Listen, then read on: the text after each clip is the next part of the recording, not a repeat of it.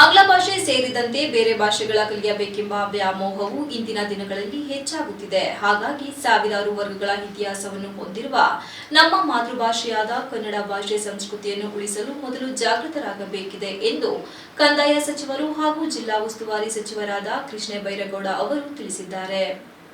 ನಗರದ ಹಾಕಿ ಮೈದಾನದಲ್ಲಿ ರಾಷ್ಟ್ರೀಯ ಹಬ್ಬಗಳ ಆಚರಣಾ ಸಮಿತಿ ವತಿಯಿಂದ ಏರ್ಪಡಿಸಿದ್ದ ಕನ್ನಡ ರಾಜ್ಯೋತ್ಸವ ದಿನಾಚರಣೆ ಕಾರ್ಯಕ್ರಮದಲ್ಲಿ ಶ್ರೀ ಭುವನೇಶ್ವರಿ ದೇವಿಗೆ ಪುಷ್ಪಾರ್ಚನೆ ಮಾಡಿ ನಮನ ಸಲ್ಲಿಸಿ ಧ್ವಜಾರೋಹಣ ನೆರವೇರಿಸಿ ಕವಾಯತು ಪರಿವೀಕ್ಷಣೆ ನಡೆಸಿ ಗೌರವ ರಕ್ಷೆ ಸ್ವೀಕರಿಸಿದ ನಂತರ ಮಾತನಾಡಿದ ಅವರು, ಬಹಳ ವೇಗವಾಗಿ ಸಮಯ ಕಳೆಯುತ್ತಿದೆ. ನಾವು ಕೇವಲ ಇತಿಹಾಸವನ್ನು ಮೆಲುಕು ಹಾಕಿದರೆ ಸಾಲದು. ಪ್ರಸ್ತುತ ಇಂದಿನ ಸವಾಲುಗಳನ್ನು ಎದುರಿಸಬೇಕಾದ ಅವಶ್ಯಕತೆ ಇದೆ ಎಂದರು. ಪ್ರಸ್ತುತ 21ನೇ ಶತಮಾನದಲ್ಲಿದ್ದೇವೆ. ಇದು ಬದಲಾವಣೆಯ ಯುಗವಾಗಿದೆ. ನಮ್ಮ ಮಾತೃಭಾಷೆಯನ್ನು ಮತ್ತು ಅದರ ಸಂಸ್ಕೃತಿಯ ಉಳಿಸಲು ದಿನದಿಂದ ದಿನಕ್ಕೆ ಕಷ್ಟವಾಗುತ್ತಿದೆ. ಪಾಶ್ಚಿಮಾತ್ಯರ ಭಾಷೆ ಮತ್ತು ಅದರ ಸಂಸ್ಕೃತಿಯ ವ್ಯಾಮೋಹ ಹೆಚ್ಚಾಗುತ್ತಿದೆ. ಭಾಷೆಯನ್ನು ಕಲಿಯಬೇಕು, ಆದರೆ ಅದನ್ನು ಅವಶ್ಯಕತೆಗೆ ತಕ್ಕ ಹಾಗೆ ಕಲಿಯಬೇಕು. ನಮ್ಮ ತಾಯಿ ಭಾಷೆಯನ್ನು ಎಂದಿಗೂ ಮರೆಯಬಾರದು. ನಮ್ಮತನವನ್ನು ನಾವು ಉಳಿಸಿಕೊಳ್ಳಬೇಕೆಂದು ತಿಳಿಸಿದರು.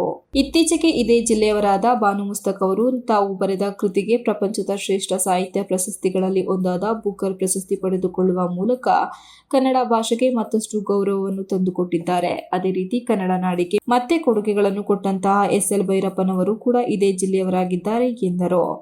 ಕನ್ನಡ ಭಾಷೆಯನ್ನು ಪ್ರತಿದಿನ ನಾವು ನೆನೆಸಬೇಕು. ಒಂದು ದಿವಸವಲ್ಲ, ಪ್ರತಿನಿತ್ಯ ಜಾಗೃತರಾಗಿ ನಮ್ಮ ಭಾಷೆಯನ್ನು ಉಳಿಸಿ ಬೆಳೆಸುವಂತಹ ಕೆಲಸವನ್ನು ಮಾಡಬೇಕು. ಆಗ ಮಾತ್ರ ನಿಜವಾದ ಕನ್ನಡ ರಾಜ್ಯೋತ್ಸವವನ್ನು ಅರ್ಥಪೂರ್ಣವಾಗಿ ಆಚರಣೆ ಮಾಡಿದಂತಾಗುತ್ತದೆ ಎಂದು ತಿಳಿಸಿದರು. ಬಹಳ ಉತ್ತುಂಗಕ್ಕೆ ಕನ್ನಡ ಭಾಷೆ, ಕನ್ನಡ ಸಂಸ್ಕೃತಿಯನ್ನ ಕೊಂಡೊಯ್ಯುವಂತಹ ಕೆಲಸ ಹೊಯ್ಸಳ ರಾಜಪ್ರಭುಗಳು ಈ ಕನ್ನಡ ನಾಡಿಗೆ ಕೊಡುಗೆಯಾಗಿ ಕೊಟ್ಟಿದ್ದಾರೆ.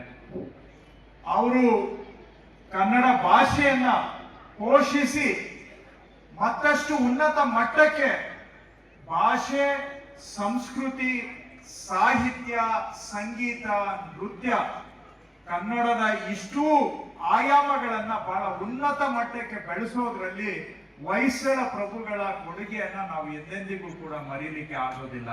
ಕಾರ್ಯಕ್ರಮದಲ್ಲಿ ಸಂಸದರಾದ ಶ್ರೇಯಸ್ ಎಂ ಪಟೇಲ್, ಶಾಸಕರಾದ ಸ್ವರೂಪ್ ಪ್ರಕಾಶ್, ಮಹಾನಗರ ಪಾಲಿಕೆಯ ಮಹಾಪೌರರಾದ ಗಿರೀಶ್ ಚನ್ನವೀರಪ್ಪ, ಉಪಮೇಯರ್ ಹೇಮಲತಾ, ಕಮಲ್ ಕುಮಾರ್, ಜಿಲ್ಲಾಧಿಕಾರಿ ಲತಾ ಕುಮಾರಿ, ಜಿಲ್ಲಾ ಪೊಲೀಸ್ ವರಿಷ್ಠಾಧಿಕಾರಿ ಮೊಹಮ್ಮದ್ ಸುಜಿತಾ, ಜಿಲ್ಲಾ ಪಂಚಾಯಿತಿ ಮುಖ್ಯ ಕಾರ್ಯನಿರ್ವಾಹಕಾಧಿಕಾರಿ ಬಿಆರ್ ಪೂರ್ಣಿಮಾ, ಅಪರ ಜಿಲ್ಲಾಧಿಕಾರಿ ಮಂಜುನಾಥ್ ಮತ್ತಿತರರು ಉಪಸ್ಥಿತರಿದ್ದರು. Srinivas, TV 46 news Kannada, Hassan. You are watching TV 46 News Kannada.